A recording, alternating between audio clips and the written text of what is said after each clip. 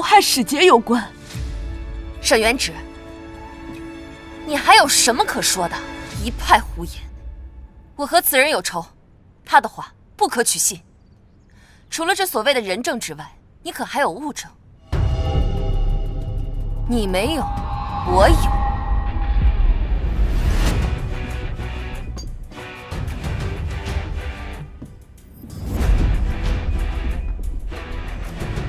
证据就在这里，这酒里有毒，下毒之人想要害的是我，而非使节。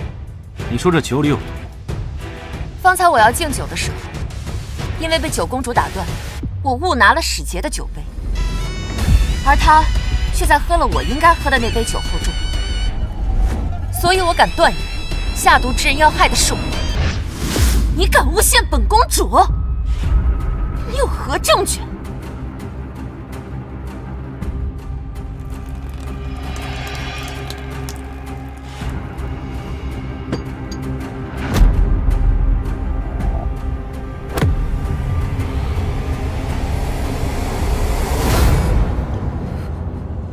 还请侯爷将这酒和大使节的酒进行对比，相信很快就能水落石出。你疯了吗？竟敢拍咬公主！旭儿，你们还不快快把她抓起来！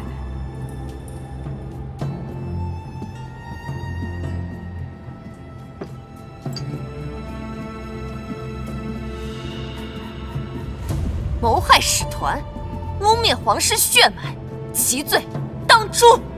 沈元直，今日便是你的死期。来人，把他抓起来，就地正法。我看谁敢抓我！我虽一介妇孺，但也是大阉人。今日之事，若九公主执意不肯承认，那便不是私仇，而是国恨。勾结外敌，谋害使节，我死不足惜。但若因为此事导致两国和谈破裂，甚至引发战事，身为皇家之女，既享了庶民之俸，就必担天下之责。九公主，你宁愿牺牲大燕百姓，也不愿承认错误吗？倒反天罡！祖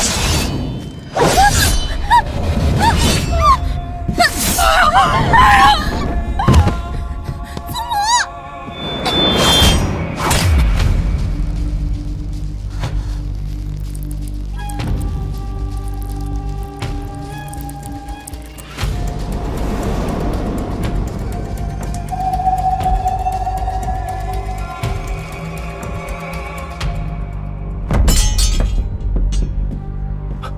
侯爷，是鸩毒。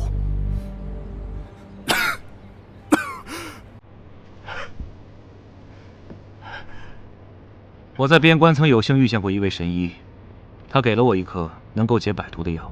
今日遇见此事，情急之下，我便想到了此药，没想到还真有奇效。魏远侯今日之恩，我必不相忘。接风宴是在我魏远侯府办的，在我府里出了事，我便有不可推卸之责。刚才我也命人查验过，我夫人的酒壶中确实被下了药，下的是鸩毒。不可能！怎么会？公主，这药到底是怎么下到我夫人酒中？秦氏又是否有确凿证据？还是受人指使诬告？我定会好好审查。若真如我夫人所言，和公主有关，我相信圣上为了两国安宁，定不会徇私。不是我，跟我没有关系。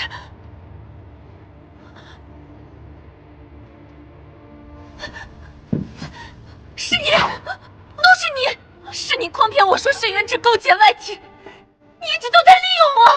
不是，九公主，是。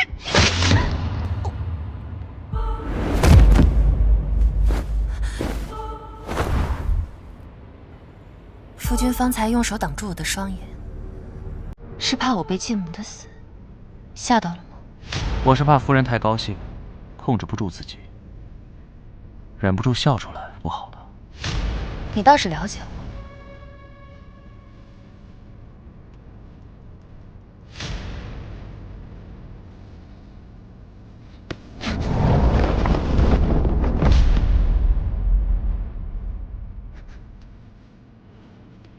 范香雪，你要干嘛？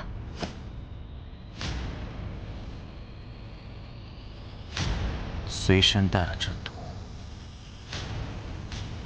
你不信我？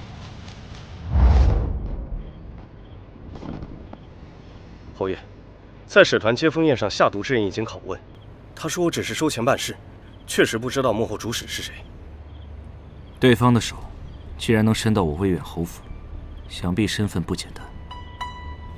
先别打草惊蛇，继续查。是。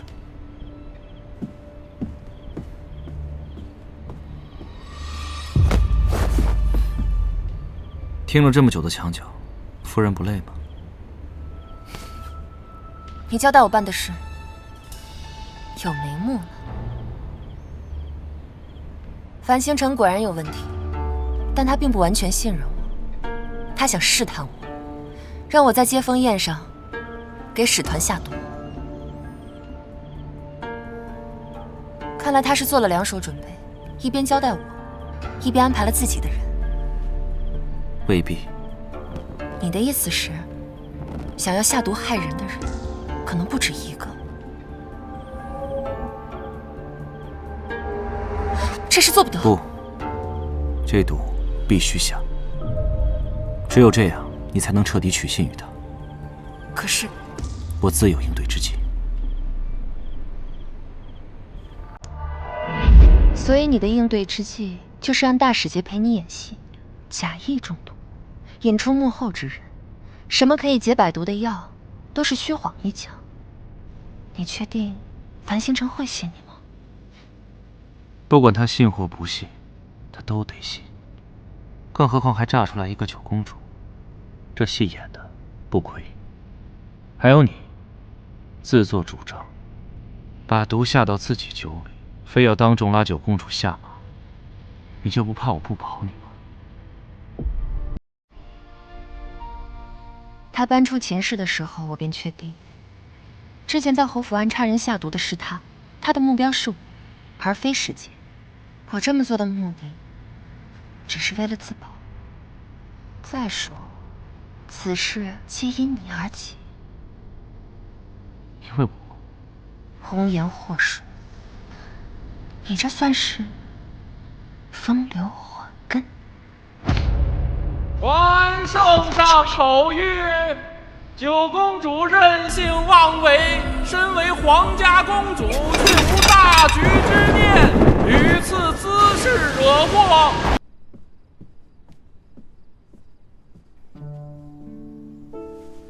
小姐，别凉着了。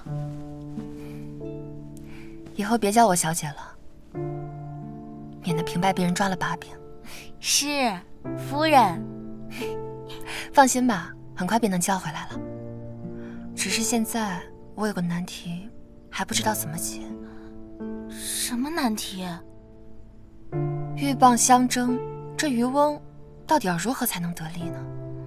是坐山观虎斗，还是挑动双方矛盾，让他们两败俱伤？但是这样的话，渔翁可能未必会全身而退。夫人，谁是鹬蚌，谁又是渔翁？您现在说话，我怎么一句都听不懂啊？不懂是福气。丁丁，你先回去，帮我将盥洗的东西准备一下。是。小叔子既然来了，不给嫂嫂请个安吗？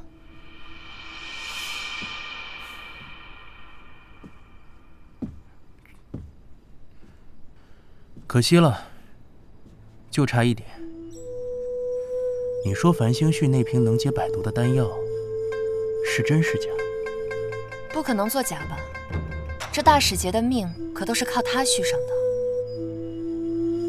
你交代的事情我已经办好了，小叔子不会不认账吧？嫂嫂担心什么？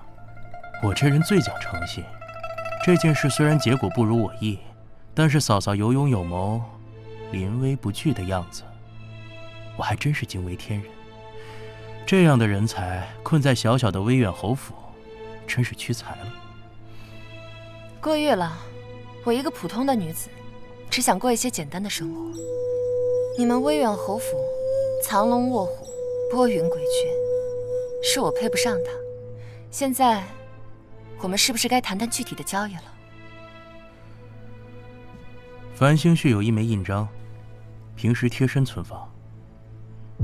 贴身印章，如此重要，一旦离身，必会很快发现。不会让你去偷，你只需要在我准备的空白文书上盖章即可。此事若成，我保证繁星序一定会死无全尸，届时你跟他的关系也就不复存在了。你别忘了，我是他的妻子，若他出事，你可以保证我全身而退，不被牵连。嫂嫂也别忘了，我是他的胞弟，你尽管去做就好。还有，你很聪明，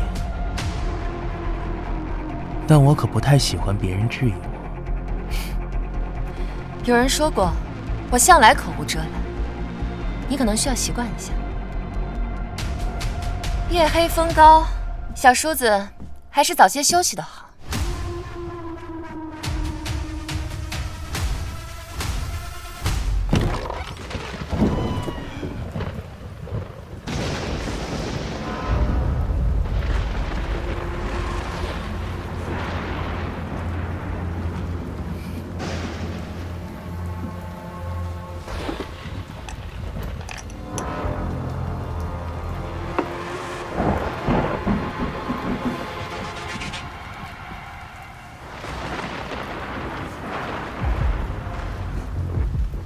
贴身存放。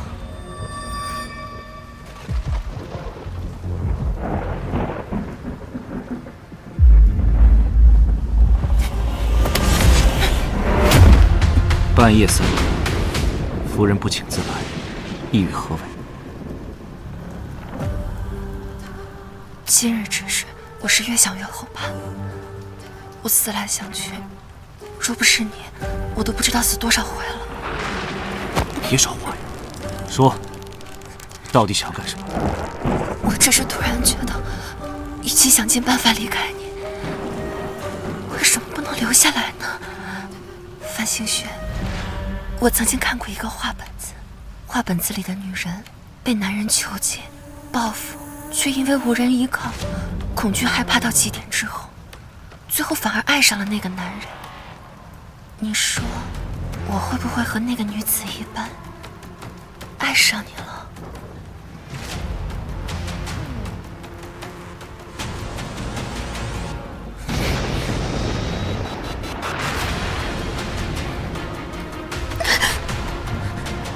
滚！别用你对范星辰那套来对我。还有，别让我抓到你什么把柄。还不滚！让我再说一遍。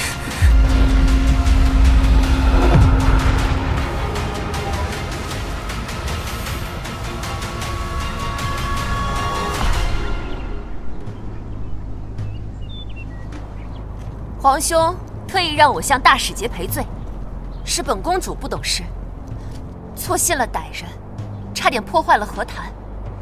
这次和谈的圆满，是两国携手共荣的见证。本公主愿尽地主之谊，向使团赔罪。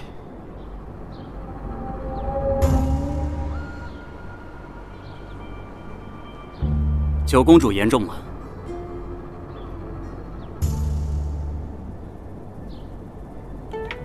我已经认真反省过，之前是我太鲁莽，不懂顾全大局。所幸大使节身有祥瑞，逢凶化吉。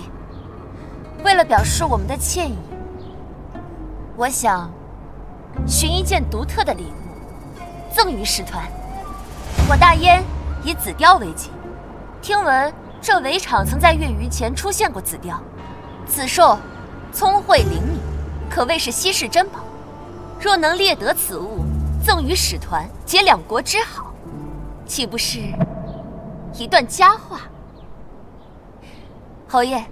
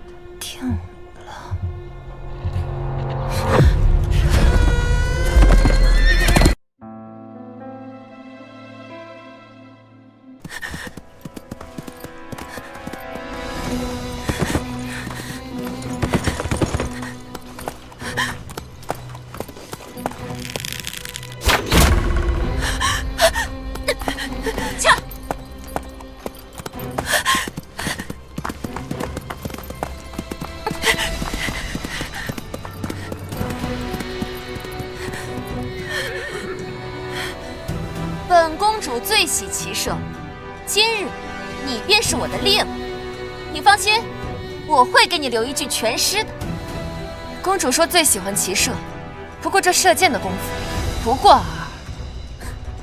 强弩之末，嘴巴还是这么讨厌。你今日杀我，就不怕繁星絮发现，对你心生厌恶吗？我杀你，今日威远侯离开之后，围场惊马，威远侯夫人受惊之下，慌不择路跑进了山林，最后中箭身亡。我策马去追，却只寻到了一具尸体。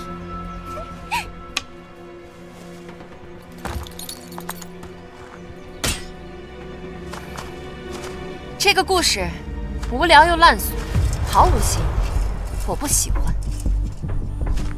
对了，那次贺薇兰当街撞马而死的故事，也是你撒的狗血吧？事已至此，我也不怕告诉你，就让你做个明白鬼。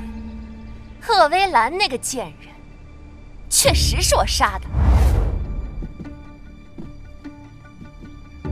我知道繁星絮心有所属，但他一直将人保护得很好，我找了很久方才找到他。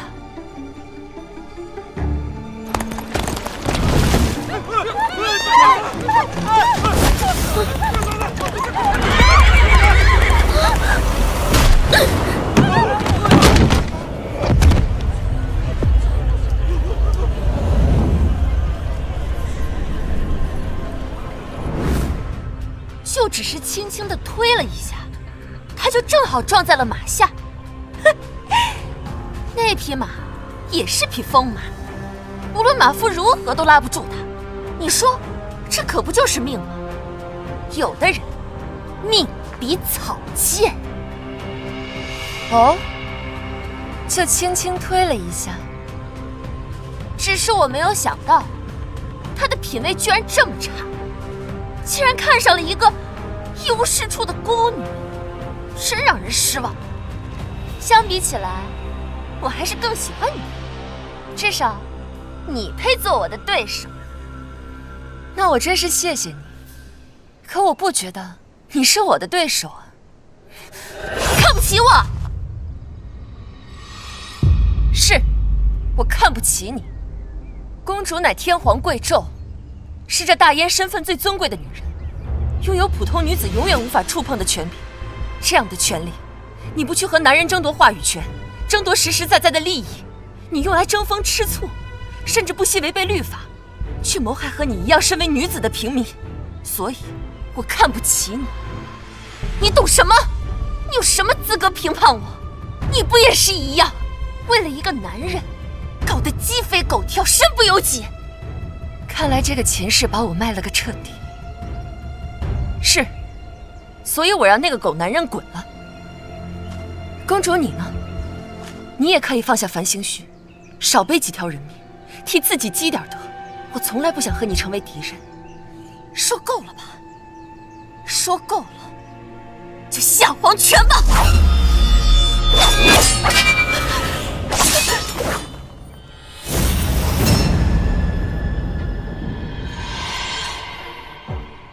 戏看够了，舍得出来了。你们炸我！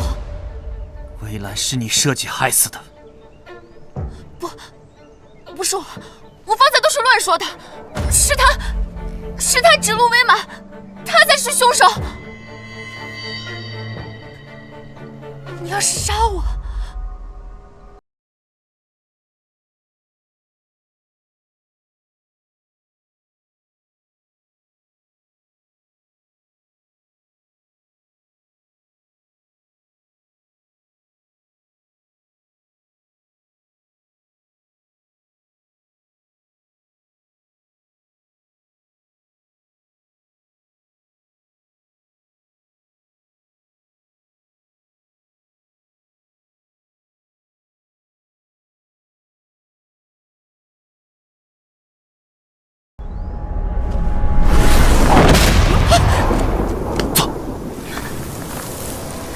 追，杀了他，一个不留！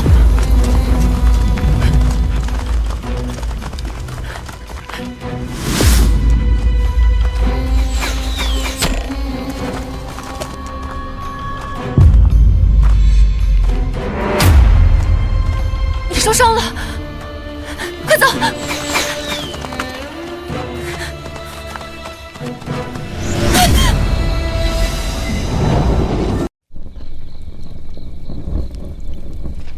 夫人把我衣服脱成这样，就不怕我对你做什么吗？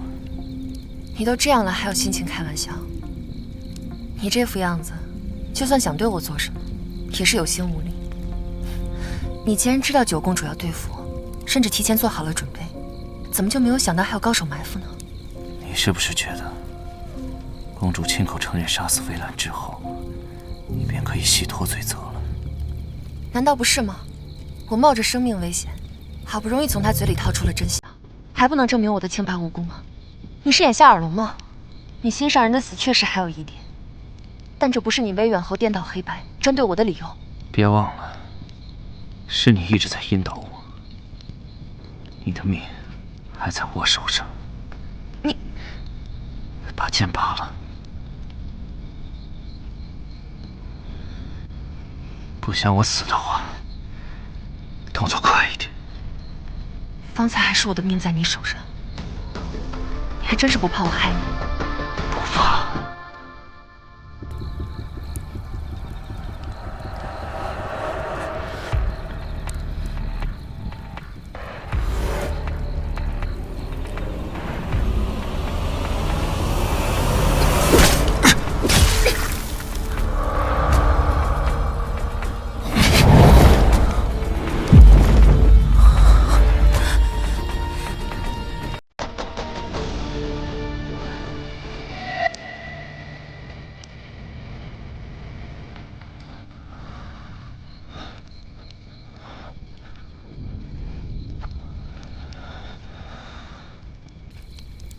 繁星穴，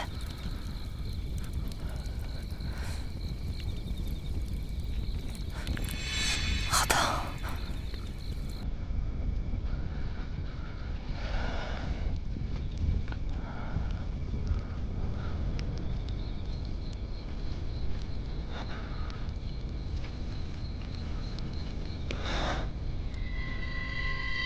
我看你有点难受，所以。沈渊之，你真的很讨厌。我知道，你不止讨厌我，还十分厌恶我。你不用提醒我，我很清楚。你不知道，好几次，我恨不得直接。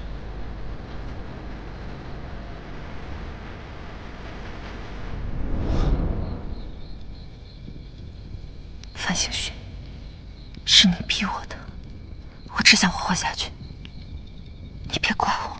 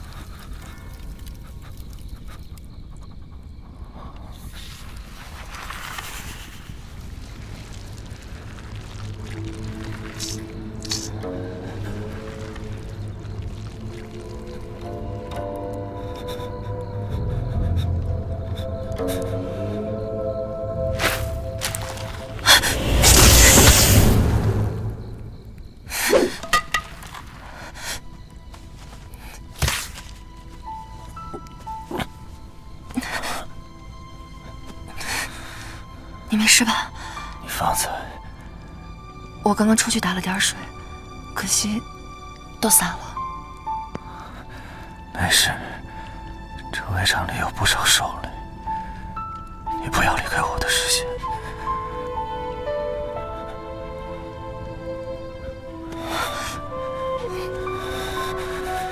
好了。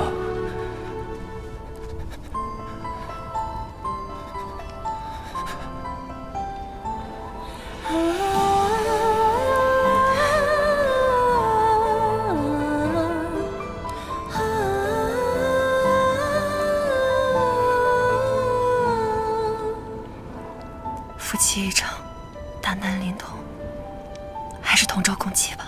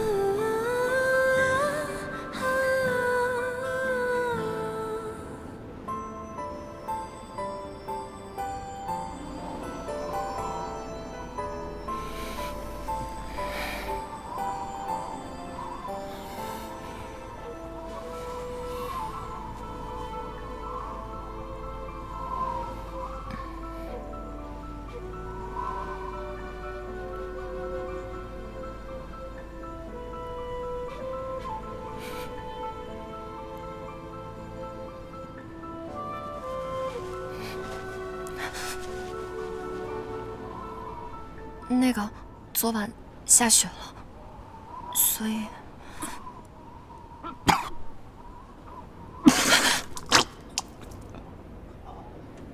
走，得赶紧离开这里，找大夫医治。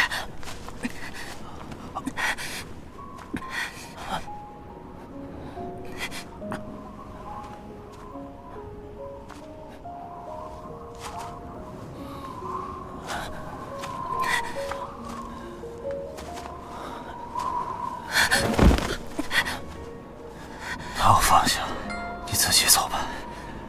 不行，我不能抛下你。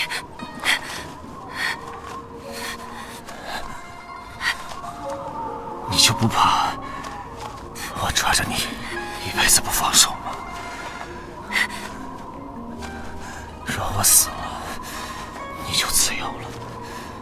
如果我把你抛弃了，如果你命大没有死，那我岂不是罪大恶极？你放心，我救你不是为了你，我是不想给自己留下后患。就当是替我还了当剑的人情。你把手给我。你想干嘛？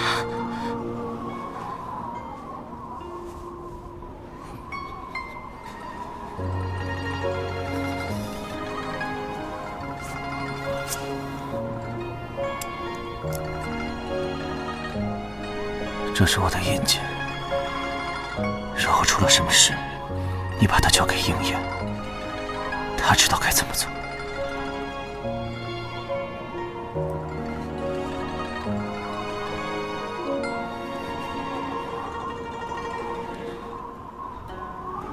这么重要的东西，真的要交给我吗？你暂时替我保管，到了安全的地方之后，你再把它还给我。走。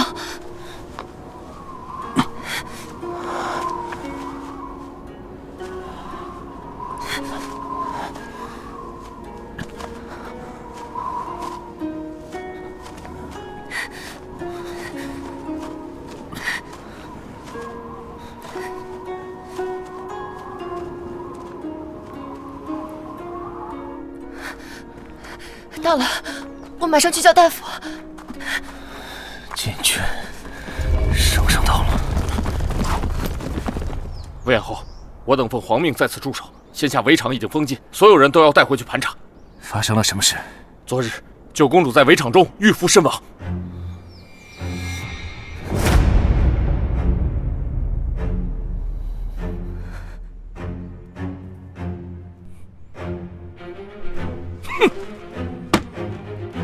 世劫酒后失态，杀了我大燕的公主，此等肆意妄为，理应问斩。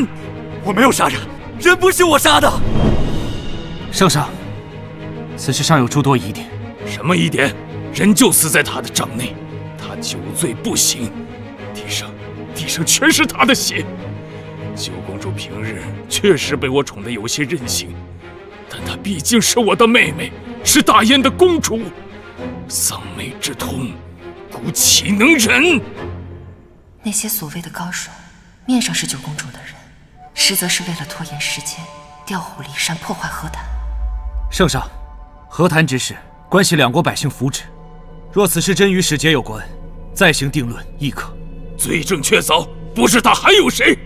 和谈作罢，若不将其绳之以法，如何对得起王妹之灵？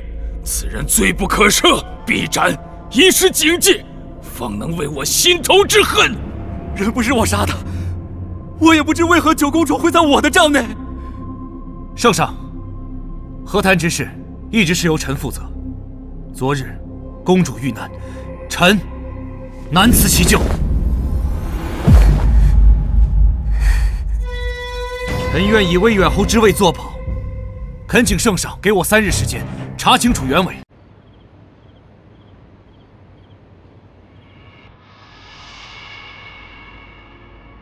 很疼吧？你在关心我？我只是觉得很对不起我自己。认识你以来，这样的痛我都不知道尝了多少次。身体发福都是我的，我却没有保护好自己。很好，凡事把自己放在第一位，你这罪没白受。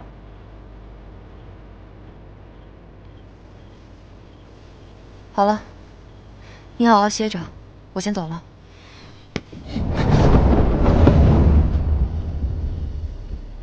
留下来吧。留下来干嘛？别误会，杀死九公主的凶手还没有找到，而我又在查办此事，以防万一，你还是不要一个人待着。原来你在担心我。你别误会，其实我知道，你为人虽狠辣，但痴心一片。除了何为兰，心里容不下第2个女人。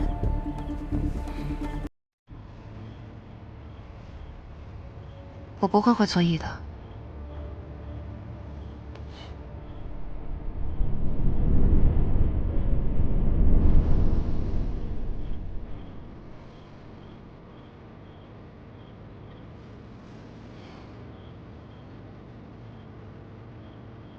你想做什么？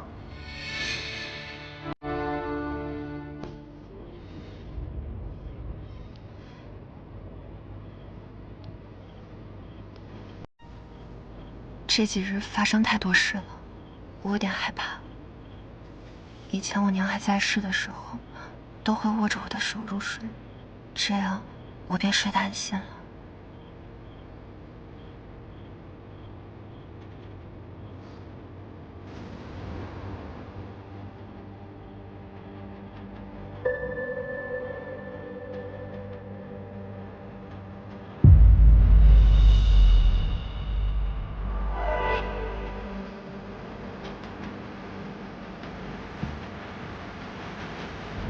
你要的东西。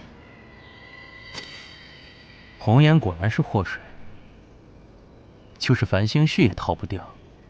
红颜若是祸水，那须眉不都是灾星了？这些都是失败的男人给自己找的借口吧。当然，小叔和他们不一样，无深信，子之才，前途未可限量。大事既定，你可别忘了我们的约定。那是自然。繁星絮那边，他在忙九公主的事，在他未察觉之前，你最好动作快一些。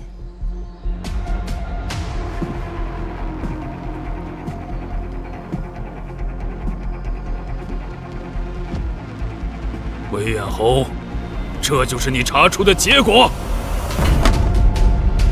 圣上，此案分明是有人故意杀害九公主，嫁祸于大使节，目的就是为了破坏和谈，让两国陷于仇恨之中。有何证据？经仵作仔细查验，九公主的死因是窒息，应是被人掐住脖颈，导致无法呼吸而亡。这些我都知道。臣发现公主的脖颈、手腕、头皮等处皆留有细微的伤口，而这些伤口来自于围场的荆棘。这又如何？她进入围场狩猎，被荆棘划了几个口子，那有什么好稀奇的？确实不稀奇，但如果这些伤口是死后才出现的呢？活人的血流动快，受伤后容易血流。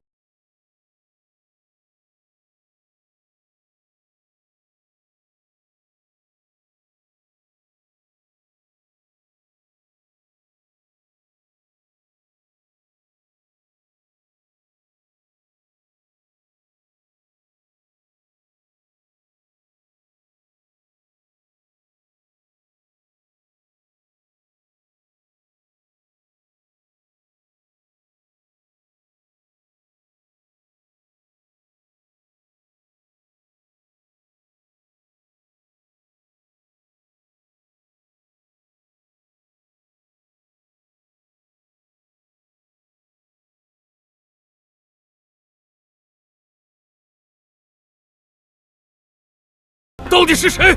太后驾到！母后，太后吉祥。不用说了，都起来吧。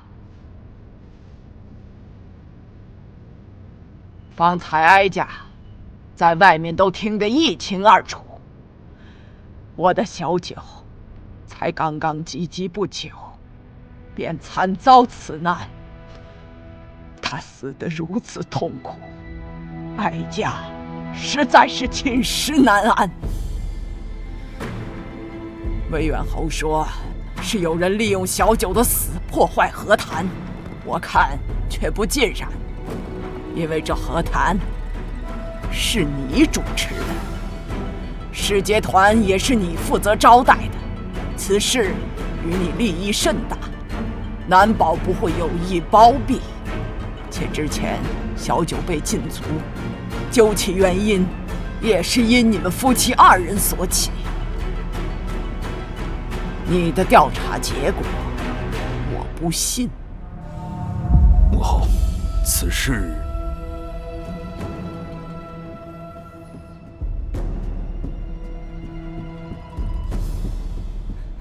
圣上，边关急报，魏远侯擅自调动兵马，致使防线空虚，邻邦趁隙而入，大举来犯。我军措手不及，折损将士甚众，情势万分危急，还请陛下定夺。魏远侯，这是怎么回事？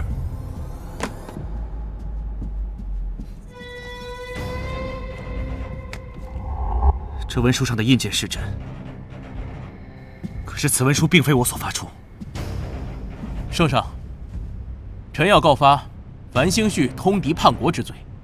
他早与大使节勾连，收受其好处，想要在和谈中牟利。其次，他提及的给大使节下药之人，就是他故意买通做伪证的替死鬼。圣上若不信，可以召此人上殿询问。一派胡言！圣上，圣上，他这是故意诬陷。圣上，臣妇有事相报。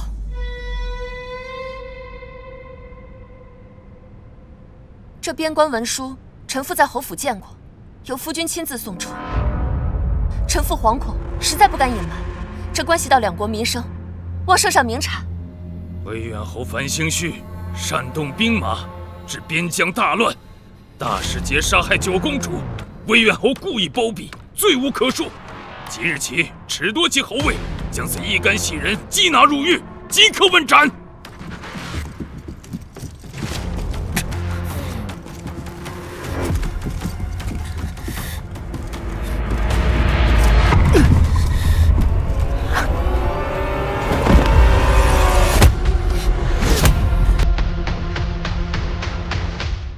左右逢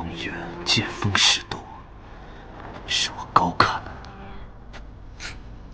你不是心心念念你的心上人吗？我只是想成全你，让你早日下地狱，和你的小情人相聚。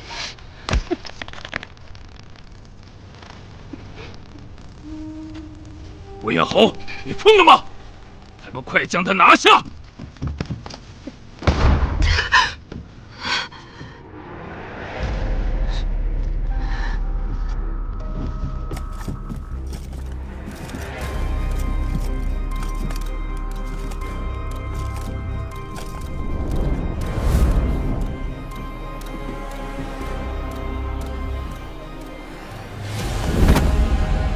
斩！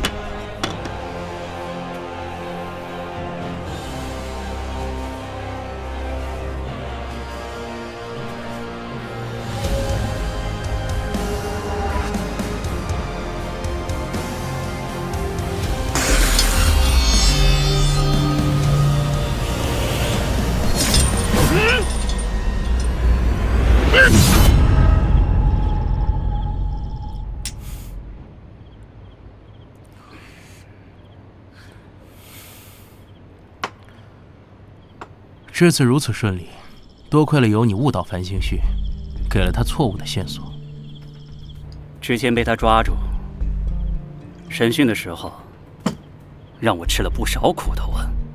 要不是你把我救出来，也不会有我今日。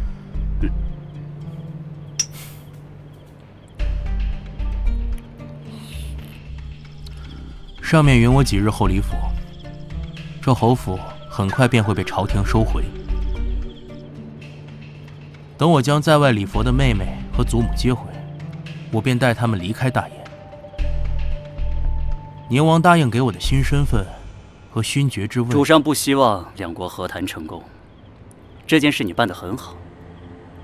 他之前说过的话也必然不会忘。这是主上提早为你准备的通关文牒。那便好。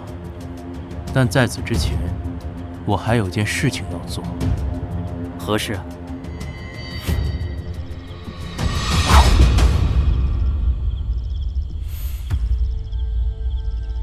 小叔这是何意？想要杀人灭口吗？你很错。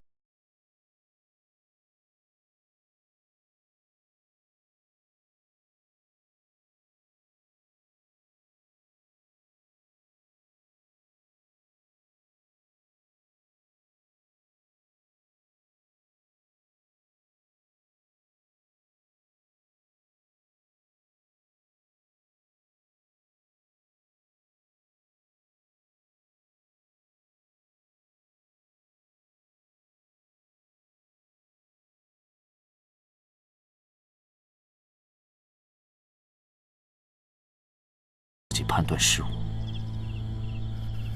沈渊之，他几次三番要杀你，却回来将你日日折磨，你为何还要帮他？并不是我不想与你合作，一开始我确实存了在你与他之间周旋谋利的心思。鹬蚌相争，渔翁得利，我想看你们兄弟相争，谁占上风，我就倒向谁。所以你是觉得他占了上风？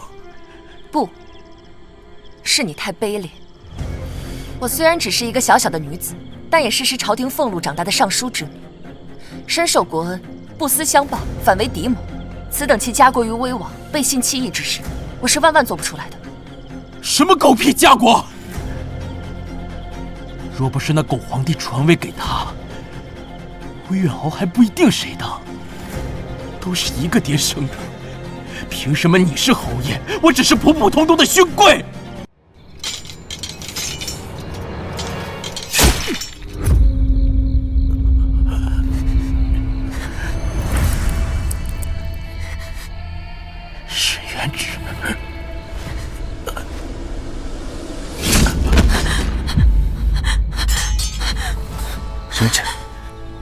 沈渊之，你的人情我还了。渊之，没事。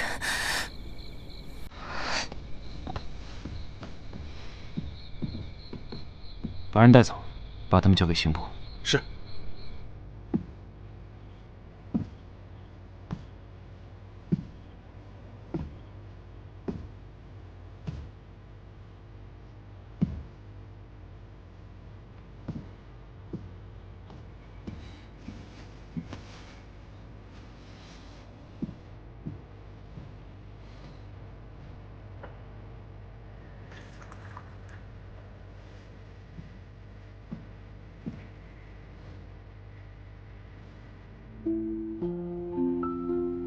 有件事我很好奇，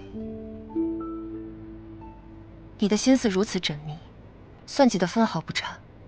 如你这般之人，九公主的死，真的是意料之外吗？什么意思？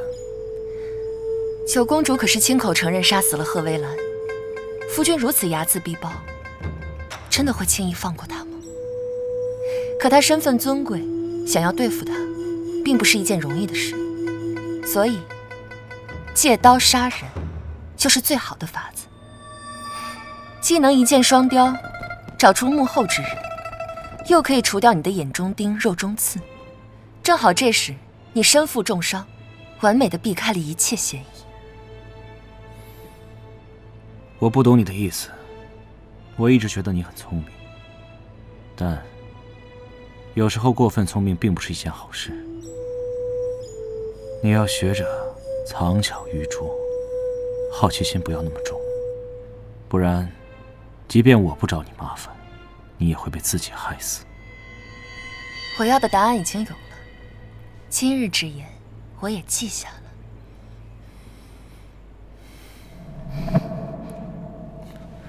你没事吧？没事，老毛病。我只要累了就会有些头疼，休息会儿便好了。我让下人去准备些吃的，就你平时爱吃的红豆羹，可以吗？还是你不想吃甜羹？我去叫傅仪。不必了，我说了我没事。你为何对我这么好？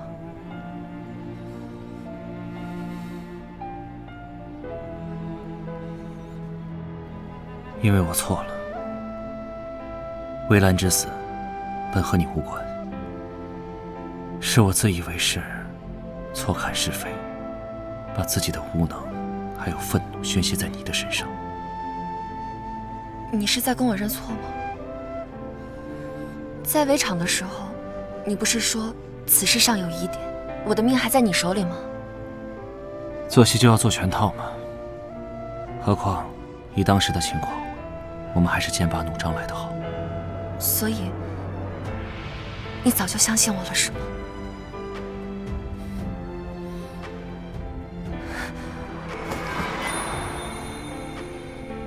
程宇，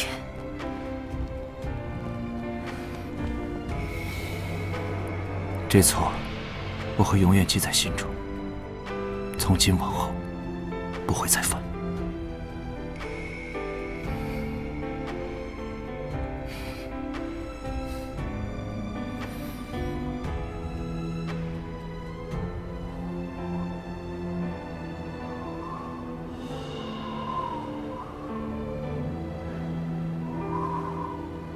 是雪。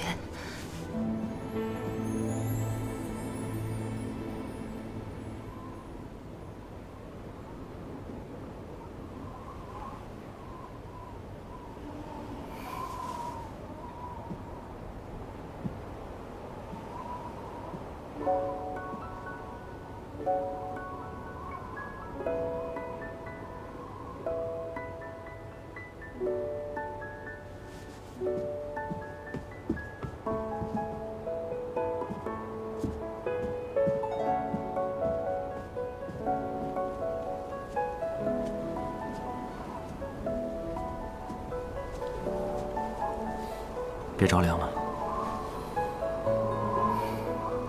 你喜欢雪？嗯。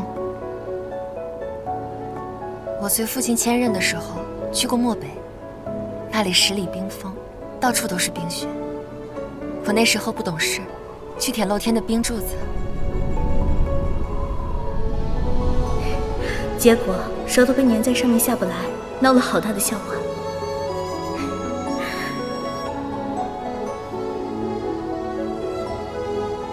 那时我娘还在，我们一家人每天都很开心，是我最幸福的一段日子。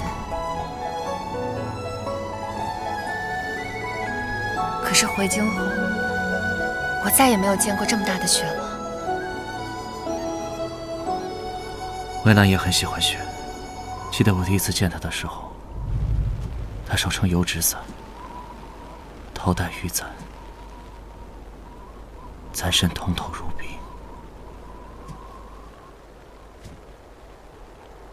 玉簪上是有细碎银铃，随步摇曳时，会发出微微轻响，宛如冰河之声。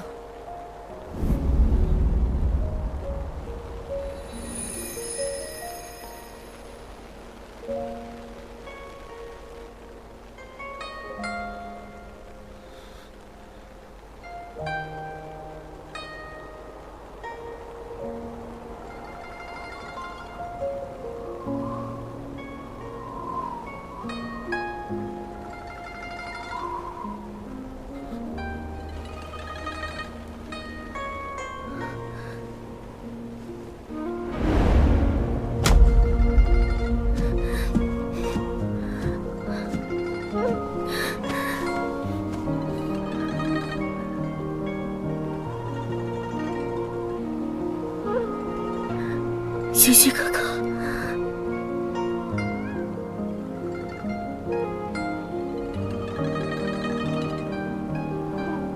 雪雪哥哥，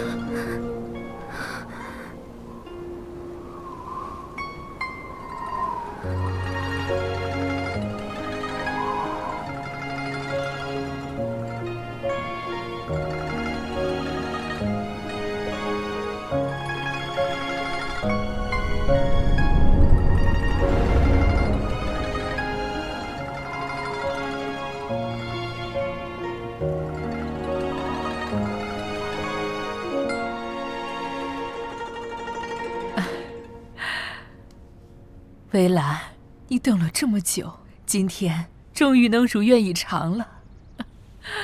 这到底怎么回事？我陪祖母在延庆寺礼佛的时候，正好遇见昏死在山边的贺姑娘，所以就把她救了回来。薇兰受了伤，很多事情不记得了，但她一直都在念叨着你的名字。我们这才知道她跟你认识，想着她孤苦伶仃，又遭逢此难，想着就可怜，所以啊，我就把她带回来了。在闹市被马车撞击而死，且京兆府尹亲自查过，人已经下葬，怎么会出现在百里之外的延庆寺？大嫂这是何意？这延庆寺的大师都说了，薇兰是命格奇异，纵使生死两界，也能得到上苍庇佑，万劫而不陨。他一息尚存，便如枯木逢春，转瞬再生啊！这世间福祸生死，天地自有护他之道，哪怕命途多舛，终会重回尘世。正所谓凤凰涅槃，浴火而生，此命格天星错落，凡人不及测度。确实是奇闻异桩。恭喜贺小姐逢凶化吉，这样我便安心了。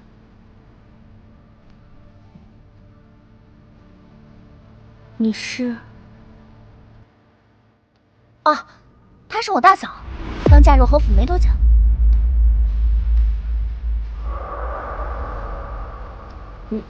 你娶妻了？是。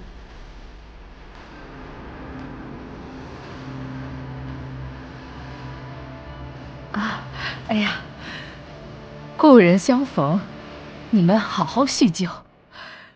元芷，我啊特意在寺庙里给你请了平安符，你随我一块去取一下。多谢祖母。来吧。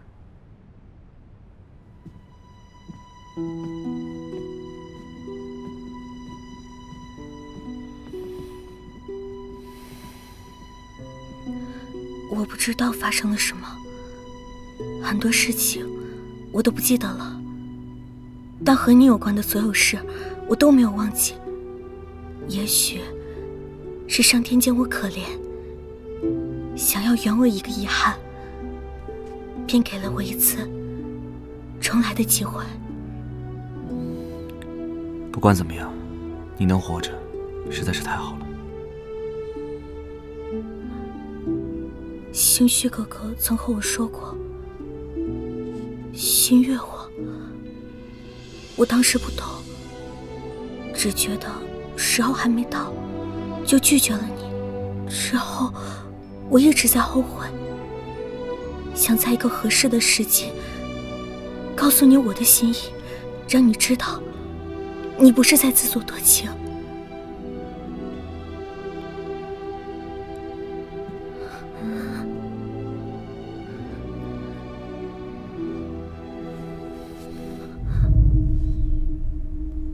我确实心悦过你，也许就是时机不对，有缘无分。而如今我已有了妻子，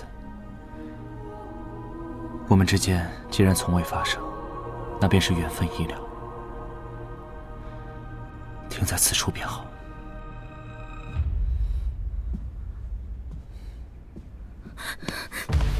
我不相信，你明明喜欢的人是我，你会娶她，只是因为误会，想要替我报仇，对不对？我什么都知道。既然我没死，你放他走，我们各归各位。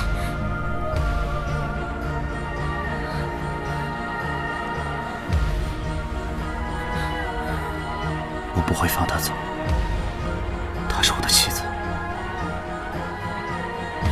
你不过是愧疚，报复错了人，你怎么会爱上别人？我不允许。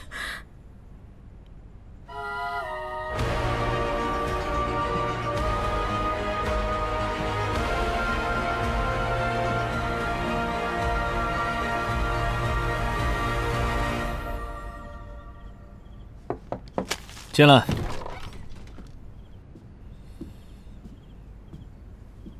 我以为你不会主动来找我。你的心上人死而复生，我还没恭喜你呢。我是来拿和离书的。有情人终成眷属，我替二位开心。我祝你们永结同心，百年好合。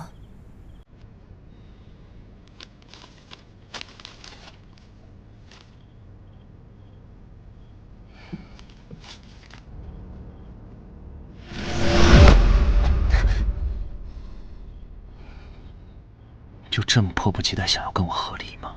侯爷，这是何意？事情已经水落石出，该我这个倒霉蛋退场了吧？我与你和离后，你便能将贺姑娘明媒正娶回府，这不是皆大欢喜吗？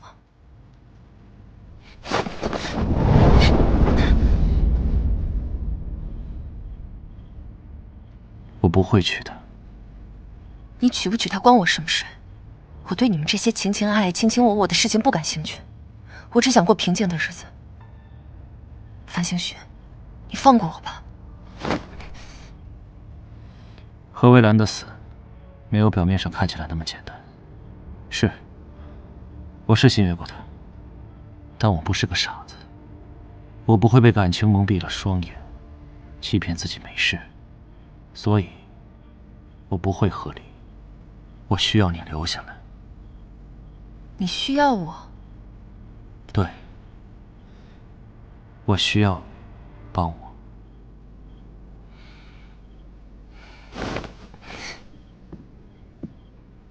一个只会威胁我的人，从你嘴里听到“帮我”2个字，真是难得。你一定要让我如此难堪吗？男人的面子比天大，我的命就比草还贱。说吧，你要我怎么帮你？你不用贬低自己，是我之前做的太过分了。对不起，我希望你能帮我查清楚真相，在不打草惊蛇的情况下，用尽一切方法刺激他。这句话我送还于你，这么快便断情绝爱了？你到底是帮还是不吧？我可以做这个恶女，但是一切尘埃落定、和离之后，我不仅要带走我的嫁妆，我还要你威远侯府一半的家产。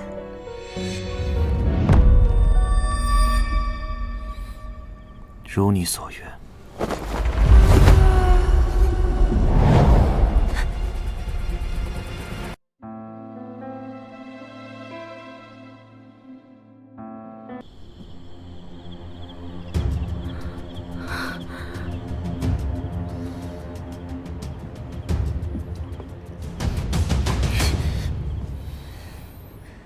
以后逢场作戏，可告知一声。我威远侯府的一半家产，可没有那么好拿。受人之托，忠人之事。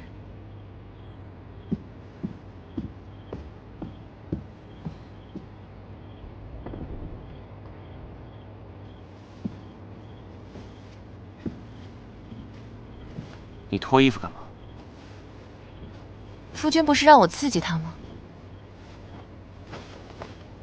长夜漫漫，你我是夫妻，自然要睡一张床。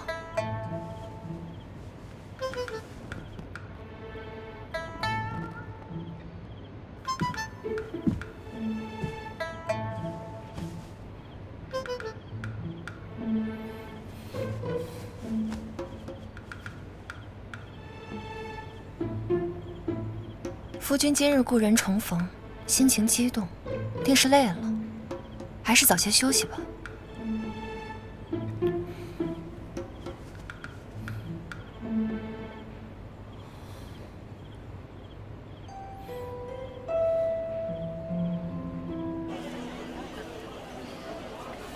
这次兵行险招，总算是保住了和谈成果。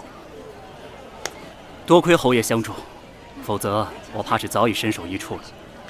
我回去之后，会将发生的一切告知给陛下，查清楚背后是谁在搞鬼，破坏和谈。山长水阔，后会有期。珍重，替我向夫人问好。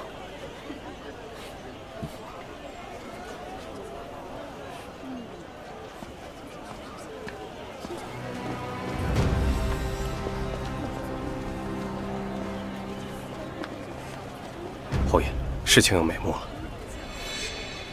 走。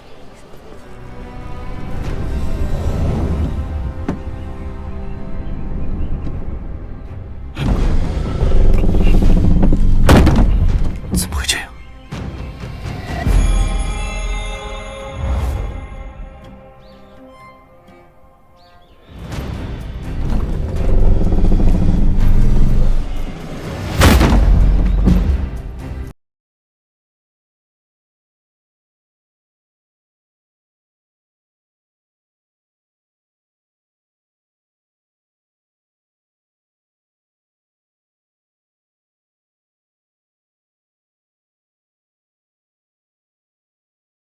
你说那两个埋官之人，月余前分别辞宫回乡了。是，两人家乡距离不远，我已经派人去查了。不，你亲自去一趟，务必把人带回来。是。希望不是我想的那样。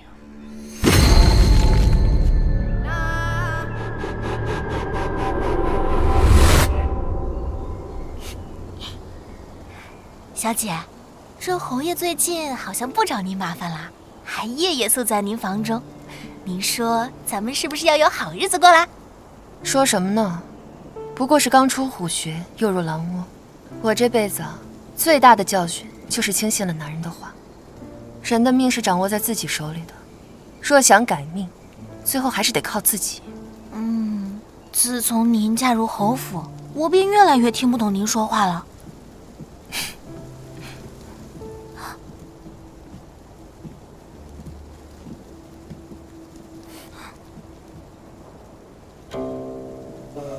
自我入府以来，还从未与姐姐说过话。你是兴许哥哥的妻子，我自然要与你多多亲近。一口一个姐姐，我们夫人可是府里的独生女，可没有妹妹。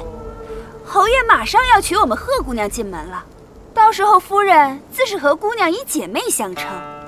你胡说八道什么？此事老夫人已经定下了，整个威远侯府都知道，男人三妻四妾很正常，何况是我们侯爷呢？夫人作为主母，必深谙持家之道，难道连容人之量都没有吗？我这丫鬟秉性坦荡，素赖直言，不喜虚饰，姐姐可不要往心里去啊。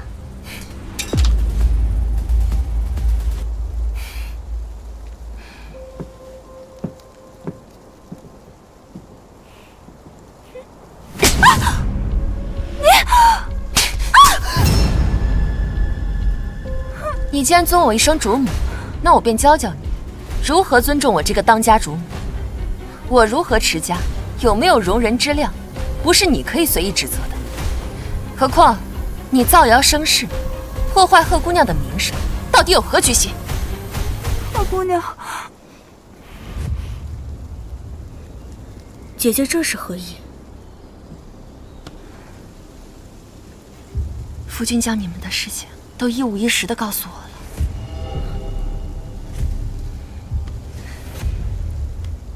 你身世凄苦，又遭逢大难，能有此机缘死而复生，我和他都为你感到高兴。他告诉我，要将你当作亲生妹妹一般留在府中。你放心，日后我一定会同欣桐一般视你，将你当作亲生妹妹。妹妹？是。侯爷与我虽然之前从未见过，但是婚后相守，日久生情。他与我约定，此生只娶我一人。这祖母一定是误会了，下人不懂事，胡乱传话，莫要坏了姑娘你的名声。贺姑娘以后如欣桐一般，唤我一声大嫂，可好？什么大嫂？我不信，我要去找兴旭哥哥。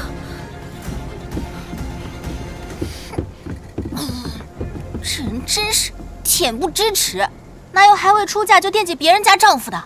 慎言，我方才说什么了？莫要乱传话，坏了人家姑娘的名声。是。好了，收拾下东西，我还要等着去看下一出好戏呢。戏？什么戏？小姐。大嫂，这么着急，这是要去哪儿啊？我去看看你大哥。元芷，你虽为心腹，但也不能日日痴缠于夫君，传出去岂不是让人笑话你不识大体？祖母，我和侯爷两情相悦，琴瑟和鸣，这不是大好事吗？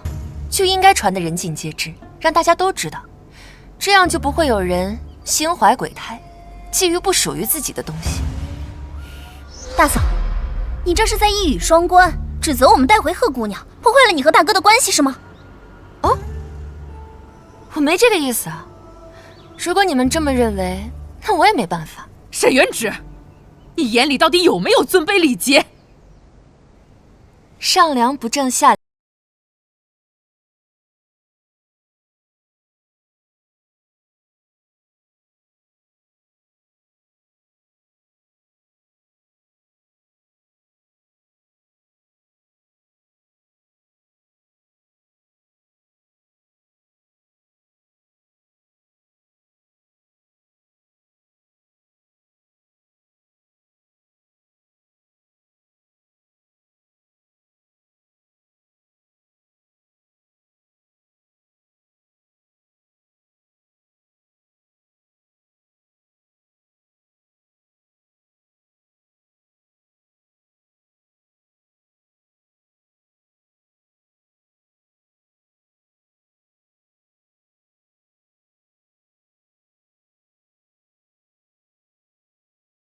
我们怎么可能是兄妹呢？这世上可没有互相爱慕的兄妹。为什么不能？你我之间早已不可能了。以后还要嫁人，有个身份留在侯府，对你更好。若不是阴差阳错，我们早就捅破窗户纸，有情人终成眷属了。他沈渊只不过是后来的。我知道你有担当，有责任心，对他心中有愧。我愿意接受和他共侍一夫。你知道你在说什么吗？两人共侍一夫，你不是这样的人。我是什么样的人？我昨晚在你房外看着你们亲热，我觉得自己要疯了。明明不是这样的，怎么说变就变了？小雪哥哥，你心里还是有我的，对不对？你只是想报复我，拒绝过你，对不对？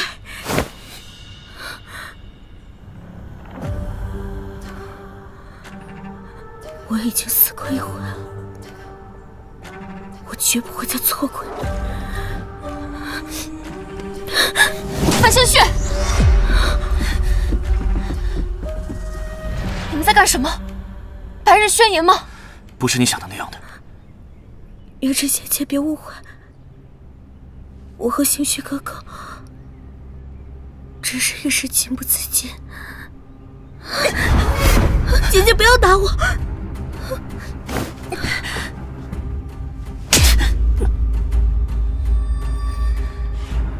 范星雪，你还记得你在我面前发过的誓言吗？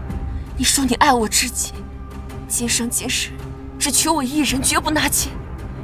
若为此事，天降雷火，焚你三魂七魄，水淹泥沼，断你百年福缘，六亲断绝，孤苦一生，世世为人情所不齿，坠入轮回，万劫不复。范星雪，你若有心上人，为何要诓骗我一片真心？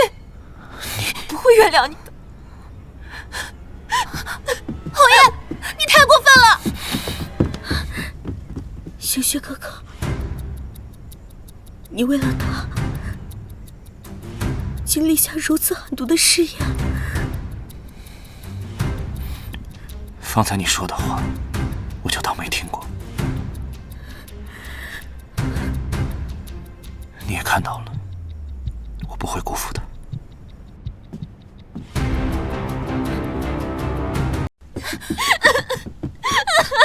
小姐，小姐，你没事吧？没事儿，我今日可是占了个大便宜。小姐，你方才的模样看着对侯爷情根深重，可是明明……你还小，不懂情爱之事。哪家夫妻不是床头吵架床尾和的呀？所以你爱上侯爷啦？自然是不可能。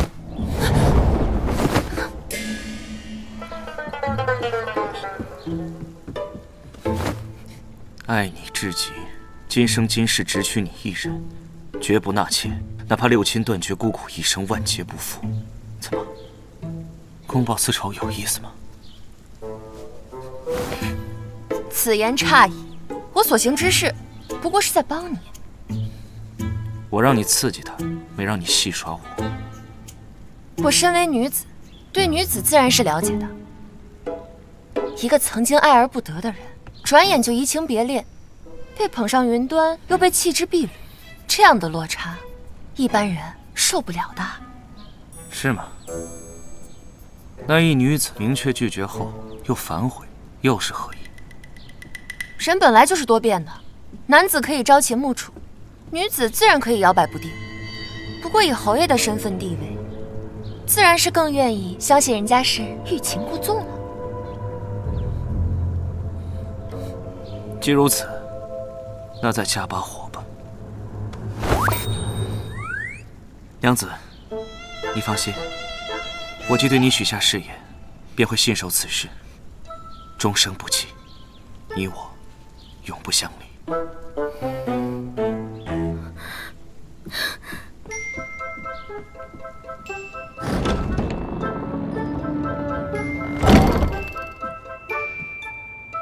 他现在那副恨不得杀了我的样子，看起来对你确实有几分真心，我都有点不忍心了。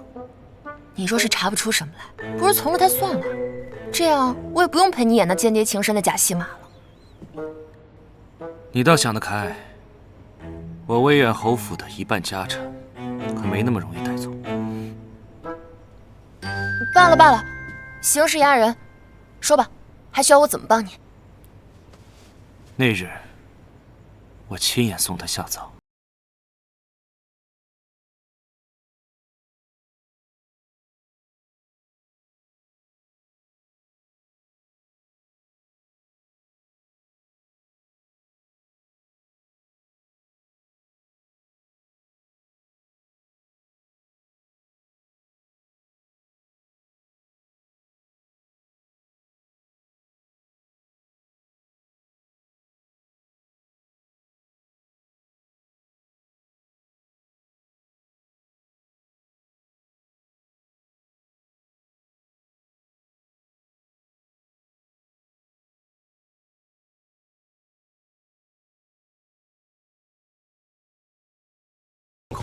但胸口似有肿胀，应是被人用巧劲击打，致脏器破裂而亡。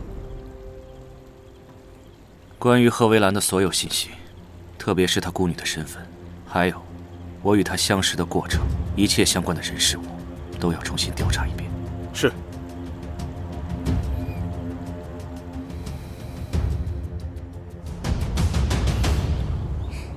贺姐姐，这段时日在我们侯府住的可还习惯？一切都好，还要谢谢妹妹与祖母护着我。哎呀，也不知道我哥怎么想的，放着你这么个娇俏可人的大美女不要，每天守着那尖酸刻薄、心机深沉的女人，也不知道是不是被他下蛊了。沈姐姐，毕竟是心绪哥哥明媒正娶的妻子，她对我有敌意，也是正常。你们愿意收留我，我就已经很感激了。千万不要因为我伤了大家的情分。什么情分？谁跟他有情分？当初大哥要娶她，我们全家可都不同意。可是他非要娶，我就知道，此人一旦进府，必定会闹得我们侯府鸡飞狗跳。你都不知道，她嫁进来之后发生了多少事，就连我二哥都……我嫁进来之后发生了什么？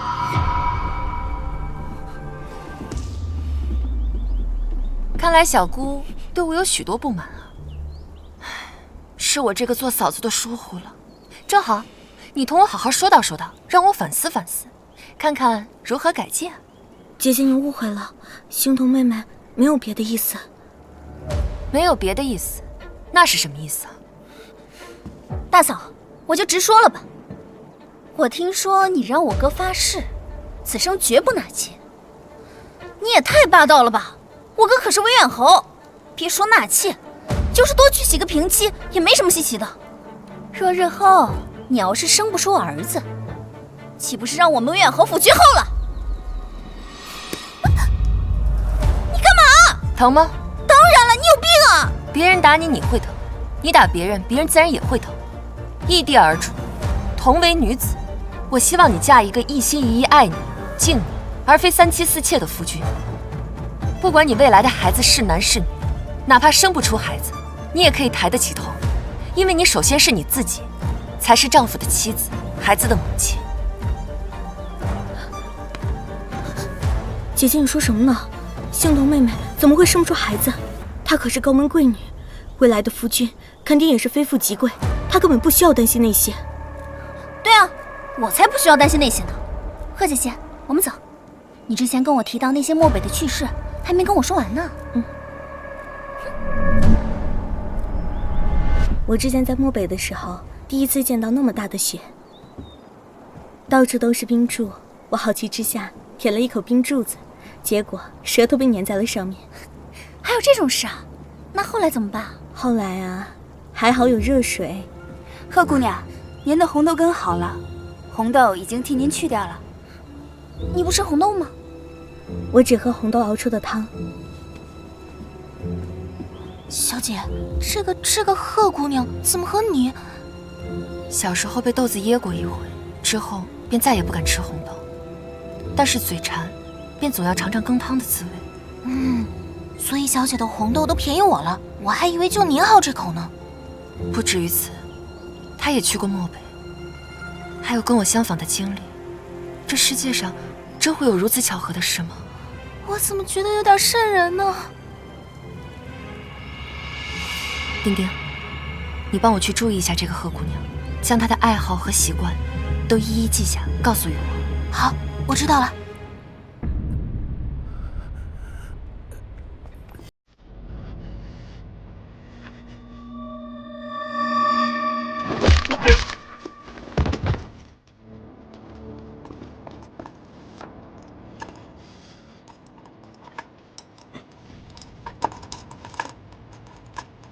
换上，快走！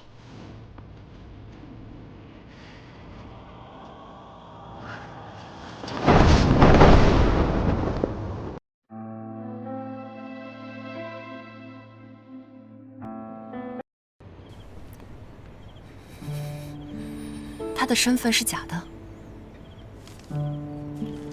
名字、身份、过往，我所知晓的一切都是假的。信中并没有查到他的真实身份，或许他有什么不能说的苦衷，迫不得已才需要隐藏。如果是这样，我的人肯定会查出来。替他伪造身份之人并不简单。以前，我只觉得她是个普通宫女，从未怀疑过她。你的意思，她可能是？十之八九。智者不入爱河这句话说的一点都没有错。无论你多么自诩聪明，一旦放下自我去爱别人，就注定是个悲剧。你和我，在此事上犯的蠢，没什么区别。你说的对，是我大意了。那接下来你打算怎么做？等真相大白。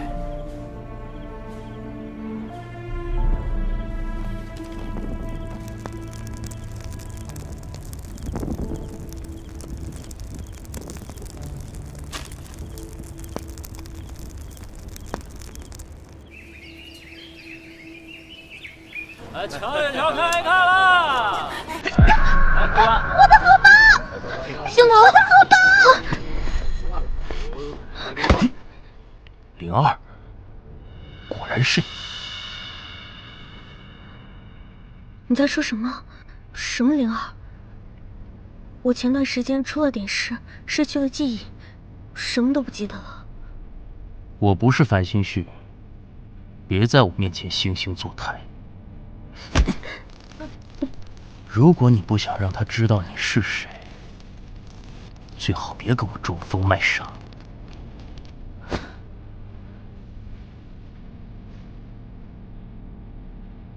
如果我没记错，你现在可是朝廷钦犯。我要是你，与其在这里找人叙旧，不如早早想办法离开。你这个头号奸细还没走，我为何要走？灵儿已经死了。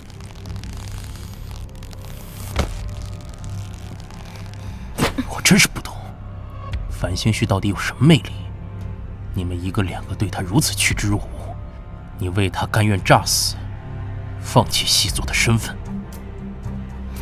说吧，你找上我，想要干什么？助我离开大燕，我替你保守秘密。原来不是不想跑，而是跑不动嘛。别急，我没说不答应。不过，你得先帮我办一件事。什么事？杀一个你我都深恶痛绝之人。